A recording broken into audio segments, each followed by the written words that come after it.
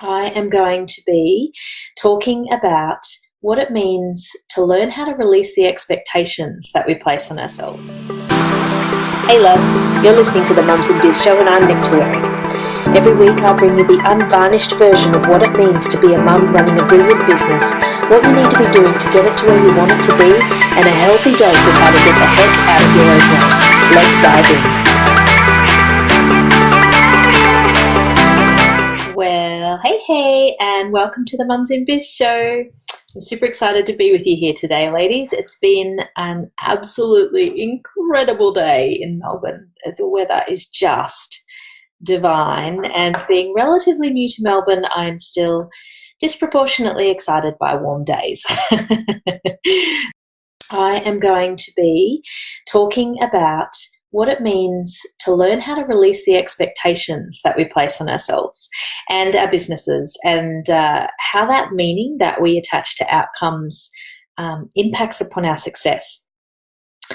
All right, so today I'm getting into why I've gone all woo-woo on you lately. I've been talking a lot about mindset. I've been talking a lot about beliefs. I've been talking a lot about how being open to opportunity and being really deliberate about your happiness, how that can have an impact on your business. And I promise you that there's a science to my madness. I am actually a scientist at heart in my dim, dark, fast past. I was a biomolecular scientist, actually. That's what I studied in my undergrad. And I know that there is scientific foundation to a lot of the stuff that people talk about today that is around our belief systems, around the way that our thoughts control our actions, around the subconscious things and thought patterns that we have that influence the success that we achieve. And so it's fascinating to me to really start to get into some of the psychology that sits behind that. So today I'm talking about expectation, and I'm talking about the meaning that we attach to outcomes.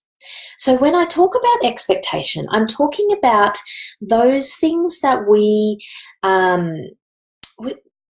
create this expectation of how things should happen in our lives. Any situation that we walk into, we typically walk into it with an expectation of what the outcome's going to look like, whether that's a conversation with someone, something we're going to try for the first time or try again. Even when we're looking at our kids and they're spiraling out of control, we automatically have an expectation of how the situation's going to go. We're already mapping out the actions that we're going to take, and we're already mapping out how we're expecting them to respond. What we're not realizing, though, is these expectations that we create for each new thing that we try, each situation that we walk into, are all based on our experiences to date. And so how your life has gone up until this point shapes the expectations that you put on your future. Whether that be the near future in the next 5 or 10 minutes as you're watching this tantrum spiral out of control in front of you, and believe me, I have been there often. Or, what we're expecting to see in our business in the next month or 12 months or whatever that might be, how we're expecting a relationship to go, a friendship to go, interaction with a loved one or a neighbour or the lady in the supermarket. Expectation and judgment is something that we put on all of those situations, and it's all based on our past. Now, I know that you will have heard the phrase, what got you here won't get you there. And if you haven't, that means you haven't listened to James Wedmore. And if you're a podcast person and you're interested in mindset and business podcasts and hearing about different ways of approaching business, then I highly recommend his Mind Your Business podcast. It is very good. He says that. He says, what got you here won't get you there. And what that means is the experience that got you here, the mindset that brought you to this place in your life and in your business right now, the ways of thinking, your thought patterns, your expectations, they all got you to where you are right now. And if where you want to be in the future is the same as where you're at right now, well, then you're good. But if you actually want to grow, and if you want to change your business, and if you want to create outcomes for your clients and transformation and live a different, happier, more fulfilled life, then you need to change the way you think. You need to change your approach, and you need to open yourself up for experience and for different ways of things happening and coming into being in your life. And so if you go into all of your future experiences with expectations that have been shaped by your past experiences without just re-examining them a wee bit, you can see how that could be a problem, right? You're actually creating, in part, the outcome attached to that expectation. And so many of us, if we've got a really strong expectation on how something's going to go, we actually subconsciously and sometimes consciously do things to make that outcome come to life. And that means that we're actually self-sabotaging, because if we go in with that expectation, then we are self-sabotaging ourselves from something much bigger happening. Because we're going in without being open, without just observing, without seeing what we can learn from this next experience, without looking to improve. Now, that's a gross generalization, but I'm trying to get across to you what I mean by expectation. And when we walk into our future, when we walk into our business, when we walk into any given situation with an expectation of how that's going to go, then we start to shape and diminish the results and diminish what's actually possible.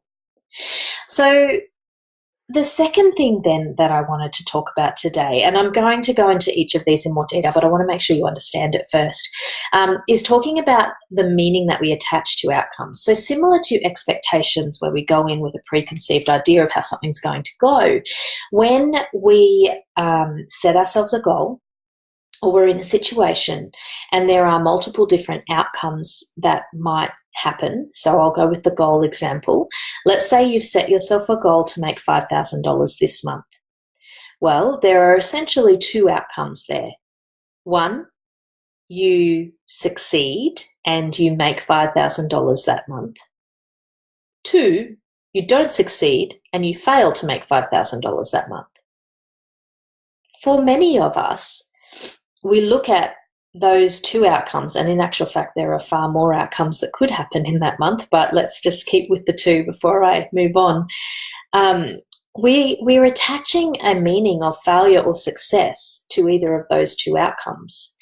And what that does is it takes away the power of the learning in what we've gone through to achieve either of those outcomes in that month. So what do I mean by that? Let's say that in that month, let's say in your business, you have not exceeded $1,000 in a single month period just yet. And so a $5,000 revenue goal for the month is actually a significant goal, really significant. In fact, that is 500% growth. Like that's a massive goal, okay? And let's say you hit $3,000, but you don't hit $5,000. Well, that's still massive growth. You've 3x'd your results for the month. And that means that you have shown up in a different way. You have attracted more clients to you. You have converted them more effectively than ever before. You have hopefully delivered amazing outcomes to them. You know, you have created amazing growth and opportunity for learning in your business in achieving that outcome. So if you then look at your figures at the end of the month, and because you didn't hit the $5,000 goal, you attach a feeling of failure to that, you negate all of the amazing stuff that you achieved and did in that month period. Does that make sense? And so your mind, subconsciously, it undermines your confidence. So instead of walking out of the month and going, oh my God, that was amazing. Look at all the stuff that I did. Look at the result that I achieved. I 3x'd my results. You're walking out going, well, I didn't hit my goal. Your subconscious is filing all this stuff away, yeah? And it's starting, it all kind of feeds into your self image and your identity, your core identity. And you start to believe that you can't achieve the big goals that you set yourself. And so what that does is it undermines your ability to create future success for yourself. It undermines your courage and trust in yourself in setting big goals in the future. And it really just damages your ability to look at the month objectively and go, wow, okay, so these 3 things that I did were like out of this ballpark, like amazing. They went really, really well. Those 2 didn't really resonate that much, but I reckon if I tweaked these 3 things on those 2 activities, I will get a much better action next month, or much better outcome, much better activity, result, whatever word you want to use there. And so it becomes a rinse and repeat cycle where you go, okay, well, this stuff worked really well for me. I'm going to change these few things. Let's plug that in again. Let's try again next month and see how far we get. And you might hit $3,500 next month. And that is still another amazing result because you grew. And it doesn't mean you don't set the big goal. It doesn't mean you don't say, I'm striving for my $5,000 a month. That is my ultimate goal right now. And these are the things that I'm doing to grow consistently and to learn and step out of my comfort zone and do the stuff that I need to do to grow. Does that make sense? By attaching meaning to outcomes, you are undermining your ability to learn. Yeah. And if you can release that meaning, and if you can release the outcome and not attach all of this stuff to the situation or the goal that you're trying to achieve, it becomes an experiment. Because, so what do you think happens when you don't hit a goal that you have attached massive expectation and meaning to? It stops your momentum. It kills your confidence. How hard is it to get up and do that again? It's really hard, isn't it? You're kind of deflated, especially if you've told everybody about it, which is what most gurus that you see out there in the online world today say. They say, okay, make sure that you tell someone about your really big goal because then you're actually going to do what it takes to hit it. Well, sometimes that really big goal, we might have got the timeline a little bit wrong. It's still our really big goal, but maybe there's some growing and learning that we have to do along the way to hit it. And so how timid are you going to be if you shouted it from the rafters and hit a different outcome? If it was me and I had attached a really significant meaning to that outcome of failure, if I didn't hit it, I would be embarrassed. I would feel unworthy. I would be incredibly diminished. I'm a person who, my confidence means a lot to me. And so I would be really, really timid next time I set that goal. I wouldn't be telling anybody about it. Well, that straight away changes my ability to really, really commit, because if I'm not brave enough to tell someone about it, then I probably don't really believe that I can hit it. And if you were following along on Inspired Impact last week, you know, though that kind of subconscious belief where you don't really think that you can hit it, that actually sets you up for failure before you even start, because it's chipping away at your confidence and the way that you show up in taking action. And so that's why I say that you are exactly where you're meant to be in your journey, in your business right now. You're exactly in the right place for you and your business right now. Because even though you might have messed up the timing on your goal, and I'll come into that in a minute, you are on the journey and you are learning the stuff that you need to learn to hit that goal in the timing that is right for you. And how committed you are and how strongly you show up and how willing you are to challenge yourself and challenge your beliefs and strive to be more, to be better, to improve, to just learn, rinse and repeat and learn and have a bit of fun with it. If you constrain that, then you won't hit the goal faster. But if you don't constrain that and you just keep on going and taking confidence from each micro win that you have, then you will hit your goal faster. It's all about mindset. It really, really is. It's also why I say that it is absolutely none of your business what other people think of you. This comes back to that. If you shouted it from the rafters and told people about your goal and didn't hit it, who cares what they think of you? Because what somebody thinks of you, whether it's positive or negative, it's not actually about you. It's not about me. It's not about us. Because what I think of someone else, that's me putting a reflection. I'm judging them based on my headspace, based on my beliefs, based on my feeling of what is right, wrong, or indifferent. It's not about them. It's from my perspective. And so when you attach really strong meaning to outcomes and what other people think of it, and you allow that to impact on your confidence, then that can have a massive detrimental impact on how you then perform. Yeah, because your beliefs define your success. So how do you release expectation while still taking massive action? There's a question for you. How do you resist the urge to attach meaning to the outcomes that you achieve? What it really means to you is adopting an experimentation mindset in your business.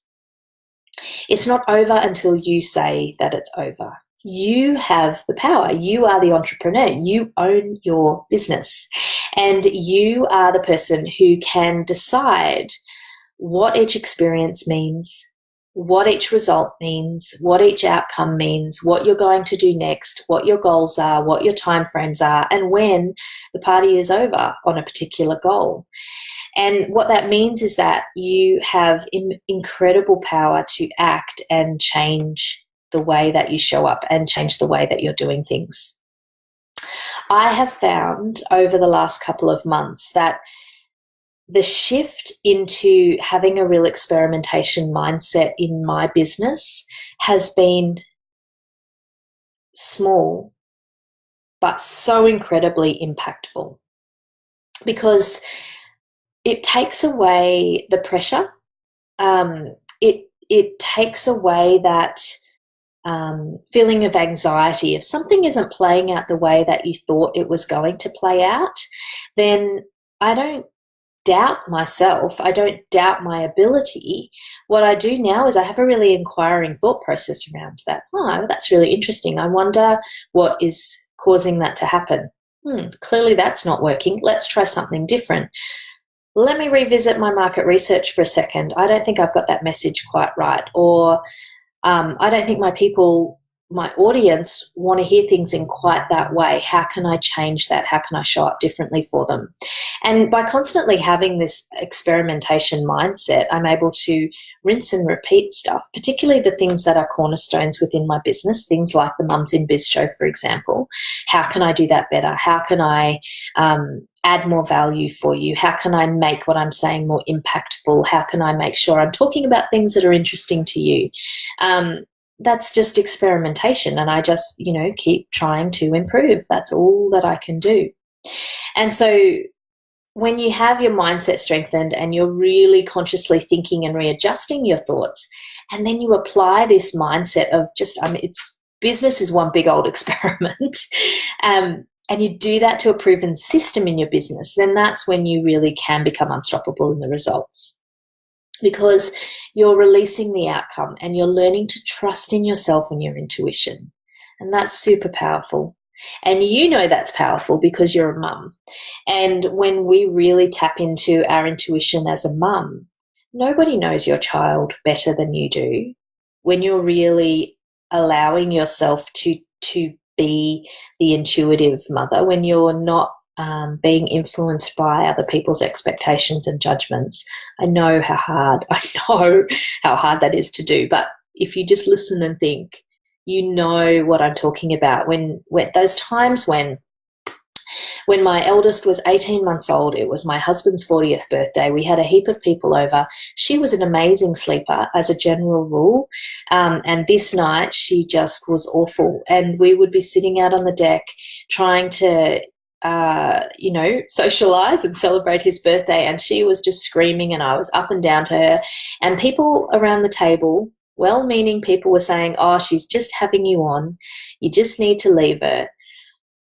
She's, whereas I knew that wasn't her, right? And when I really stopped and listened to my intuition, I was like, no, she's not being difficult. There's something going on here. It's not right, because that's not the kid that she is. And I was right. And I eventually got her settled. And as it turned out, she had a sore mouth and she was a thumbsucker, and that was what was getting in the way of her being able to sleep. And my intuition, you know when your intuition is trying to tell you something, and you have that intuition about your business as well. And so that's what I'm talking about. It's about learning to trust ourselves and to trust our intuition and to go, okay, that's the goal. I have goals in my business. Don't get me wrong. I'm not saying don't set goals. What I'm saying is, okay, I know that that's the goal. I know that these are the steps to get there. I know that there's probably some steps that I don't yet understand that are going to come up, some opportunities or different things that I haven't thought of yet. I'm going to follow those steps and I'm going to see what happens, and I'm going to improve, and I know I'm going to hit that goal, and I'm going to hit it in the time frame that's right, and I'm going to do my damnedest to make that happen as quickly as I possibly can. But I'm not going to hang off the outcome of hitting that goal, that number, whatever that might be.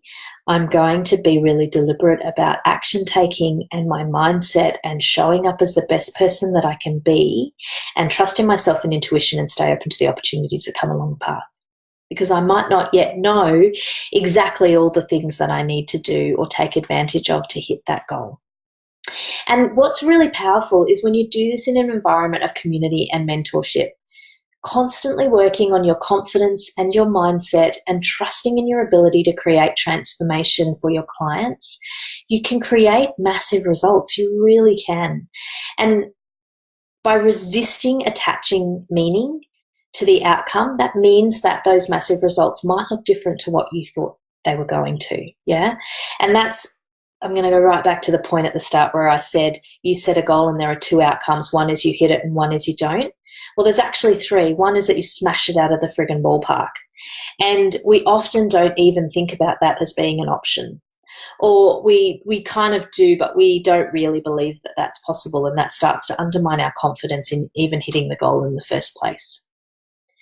So the other thing you need to realize is that because we often have a linear viewpoint around how we're going to hit a particular goal, we put blinkers on and we're like, go, go, go, go, go, go, go. And there's all these flashing lights of really cool stuff happening out here that we're not taking advantage of that would help us hit that goal faster. And so that's what I mean by your results may be looking different to what you thought they were going to look like. And that's a wrap for today's episode.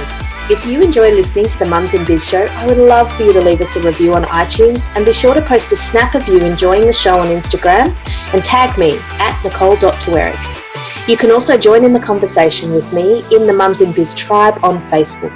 I look forward to seeing you in the next episode of the Mums in Biz show.